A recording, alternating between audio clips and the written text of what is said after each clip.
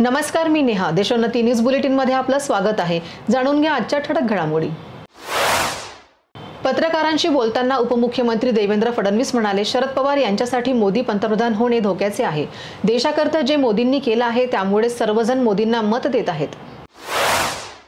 निर्यातीला परवानगी द्यायचीच आहे तर कांदा निर्यातीच्या सर्व अटी काढून टाकाव्यात. राजू शेट्टींचे वक्तव्य. नसीमभाई आणि आमचे कौटुंब संबंध, ते भाऊ म्हणून निवडणुकीत माझ्याबरोबर उभे राहतील यांची मला खात्री. वर्षा गायकवाड यांचे वक्तव्य.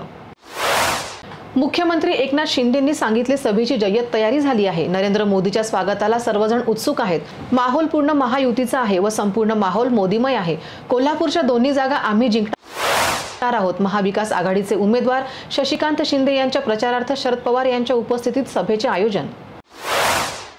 रावेर लोकसभा मतदारसंघाचे महाविकास आघाडीचे उमेदवार श्रीराम पाटील यांनी आपला उमेदवारी अर्ज भरल्यानंतर सोपडा तालुक्यात ग्रामीण भागांमध्ये आजपासून प्रचाराला सुरुवात केली आहे.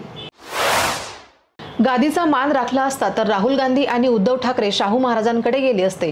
प्रवीण दरेकर यांचा घणाघात. याचबरोबर हे बातमीपत्र संपलं. पुन्हा भेटूया नवीन घडामोडींसोबत. नमस्कार. मुंबई, पुणे, नागपूर, मराठवाडा असो का विदर्भ, राजकीय, सामाजिक, शैक्षणिक क्षेत्र असो का क्रीडा, सर्वच घडामोडीचे विश्लेषण पाहायला विसरू नका. फक्त देशोन्नती न्यूजवर.